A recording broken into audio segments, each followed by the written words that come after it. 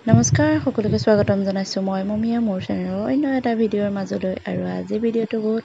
Special হ'ব গৈ আছে আৰু এইফালে দেখিছেনে হাঁহৰ মাংস আৰু আলু কাটি ল'লোঁ এইফালে কেৰাহীখন পাতি দি অলপ তেল দি ল'লোঁ যিহেতু হাঁহৰ মাংস তেল অলপ লাগিব আৰু এইফালে তেল দিছোঁ আৰু বেছি আমি তেল নাখাওঁ যিহেতু বেছি তেল খোৱাটো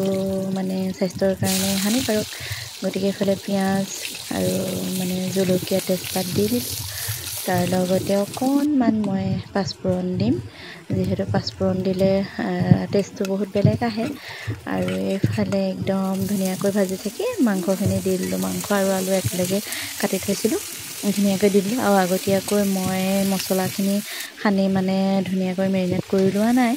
থৈ নিদিলোঁ অলপ টাইম থৈ দিলে বেছি ভাল হয় আৰু মই লগালগ মানে এনেকৈ ভাজিছোঁহে আৰু আজি মই অলপ বেলেগ ষ্টাইলত ভাজিম আৰু ইয়াত এটা স্পেচিয়েল বস্তু দিম কিনো দিম আপোনালোকে চাই থাকক লগতে জোখ পৰিমাণে নিমখ ৰং দি দিলোঁ গতিকে এতিয়া ভিডিঅ'টো প্ৰথমৰ পৰা শেষলৈকে চাব বুলি আশা ৰাখিলোঁ আৰু লগতে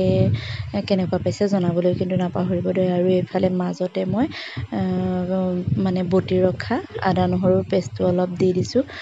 যিহেতু আদা নহৰু মই তেলত দিয়া নাই কাৰণ তেলত দিলে মানে অলপ কেৰাহীখনত লাগি ধৰে সেইকাৰণে মই তেলত দিয়া নাই আৰু এইফালে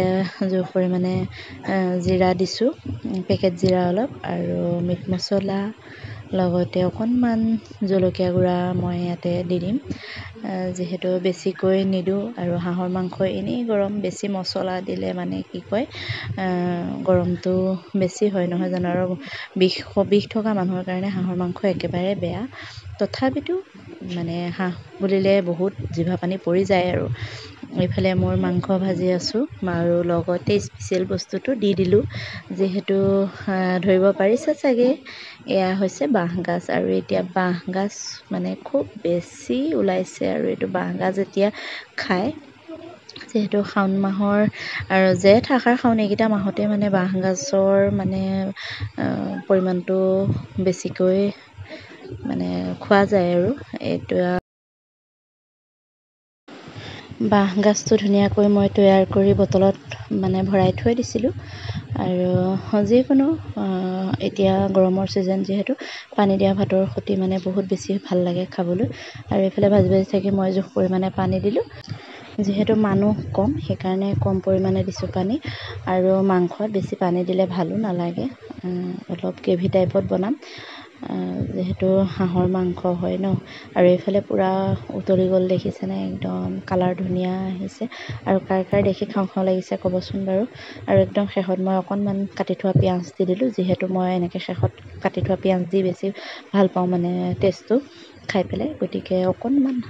আলু ভাগি দিছোঁ যাতে অলপমান গ্ৰেভি হয়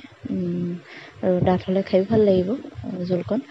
গতিকে মোৰ প্ৰায়ে ৰেডি হৈ গ'ল আৰু একেবাৰে শেষত অকণমান গৰম মছলা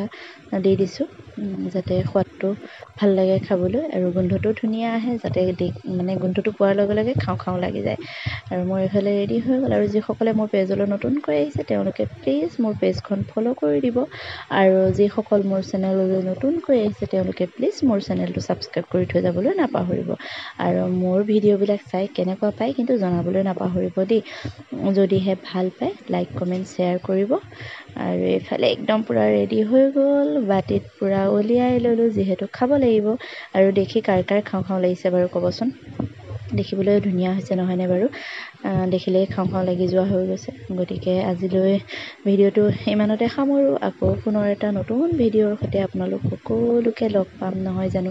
আৰু ভিডিঅ'টো এটা কথা মোৰ দুদিনমান হ'ল বনাই থোৱা কিন্তু মই ভিডিঅ'টো এডিটিং কৰিব পৰা মানে সময় উলিয়াব পৰা নাছিলোঁ গতিকে দিব পৰা নাই আপোনালোকক অকণমান দেৰি হৈ গ'ল কোনেও বেয়া নাপাব গতিকে আজিলৈ বাই বাই।